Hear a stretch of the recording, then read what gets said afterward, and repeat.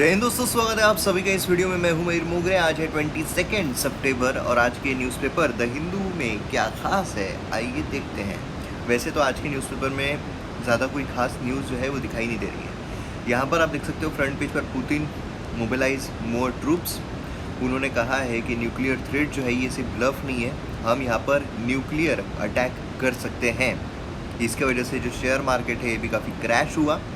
और दूसरी बात ये कि जो पुतिन है वो अभी भी उस इरादे में दिख नहीं रहे हैं कि भाई वॉर जो है उसको ख़त्म कर दे। मतलब यहाँ पर जो इन्फ्लेशन की समस्या है इंडिया में वो और ज़्यादा यहाँ पर एक्सटेंड हो सकती है।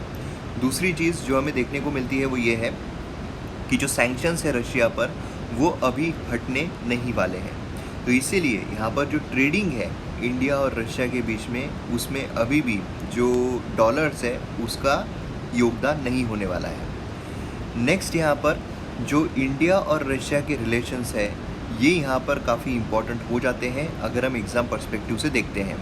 प्लस यहाँ पर जो यूक्रेन है, यूक्रेन और इंडिया के रिलेशंस ये भी यहाँ पर इम्पॉर्टेंट हो जाते हैं एग्ज़ाम पर्सपेक्टिव से।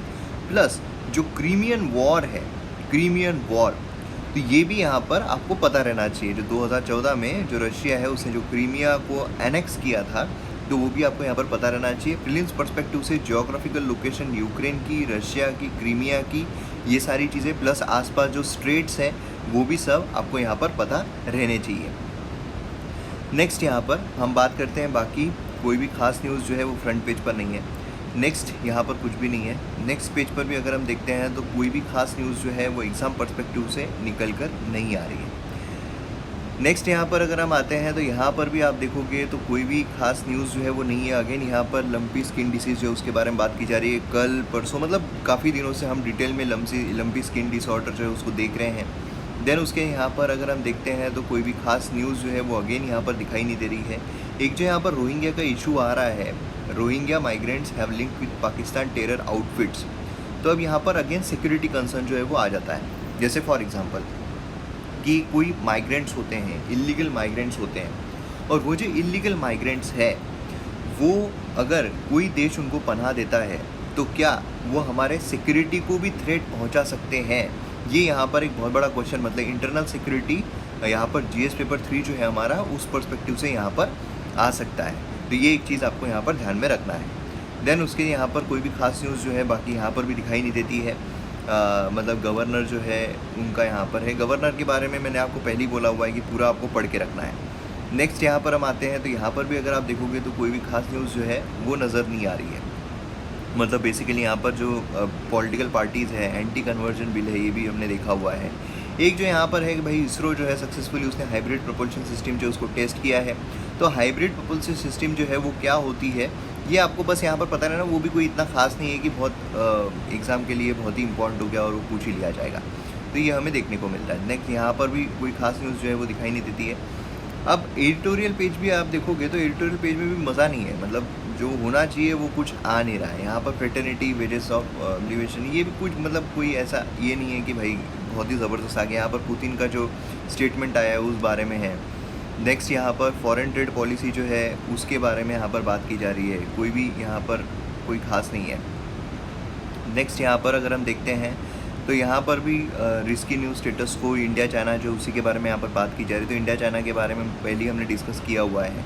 अब यहाँ पर एक है fire safety norms, fire safety norm. तो इसके बारे में आपको पढ़ना क्या है, ये नहीं पढ़ना है, ये बिल्कुल मत पढ़िए। आपको पढ़ना क्या है, आपको गूगल पर डालना है lack of fire safety in India UPSC, last में यूपीएससी, पूरा आंसर आप तैयार कर लीजिए।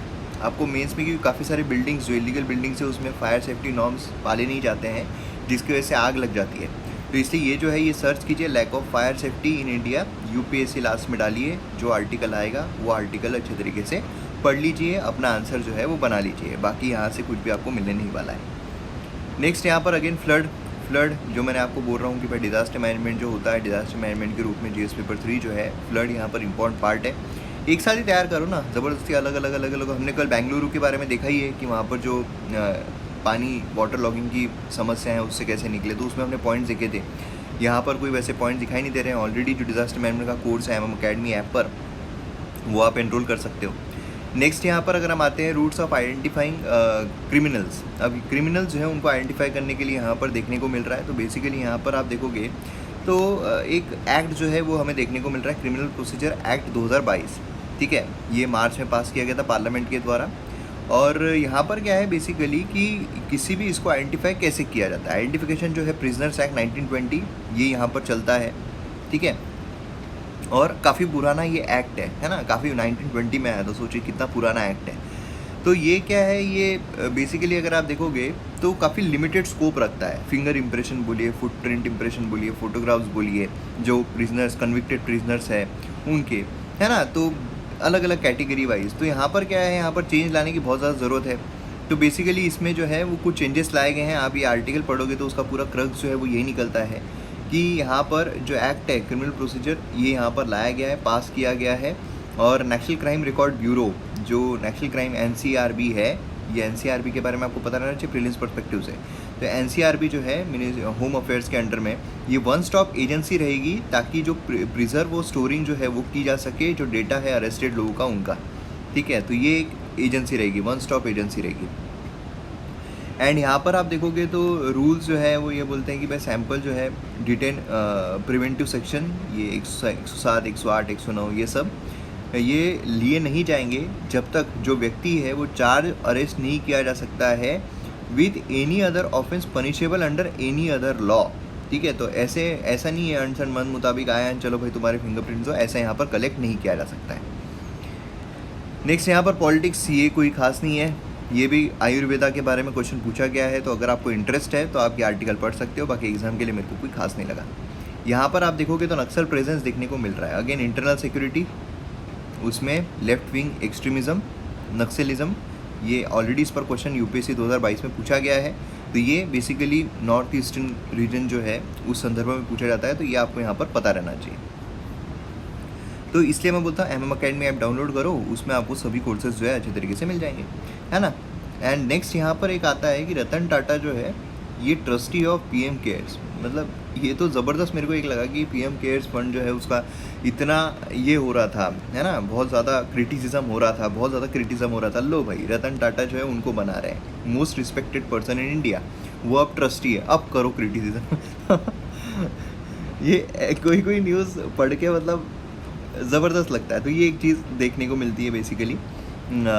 देन उसके बाद यहाँ पर आप देखोगे तो EWS कोटा, है ना, राइस आउटपुट, ये सब ऑलरेडी हमने देखा हुआ, अगर आपको याद होगा, है ना। देन उसके बाद यहाँ पर आप देखोगे तो बाकी भी कोई ऐसी न्यूज़ जो है वो एग्ज़ाम के लिए इंपॉर्टेंट दिखाई नहीं दे रही। हेट स्पीच ऑलरेडी हमने देखा हुआ है, मैंने आपको बोला हुआ है हेट स्पीच के बारे में, देख रहे हो। तो इस तरीके से क्या होता है, कोई कभी न्यूज़पेपर में अगर कुछ इंपॉर्टेंट ना होना तो हमारी रिवीजन तो भी हो जाती है ना, कि जो हमने पढ़ा हुआ है तो ये जो है वो सारा रिवाइज़ कर लो फटाफट, जो भी हमारा निकाले हुए आपने नोट्स है उसे रिवाइज़ कर लो, तो उससे आपको और अच्छे तरीके से वो दिमाग में बैठ जाएगा, है ना। राजेश श्रीवास्तव जो है उनका दुखद निधन जो है वो देखने को मिला है।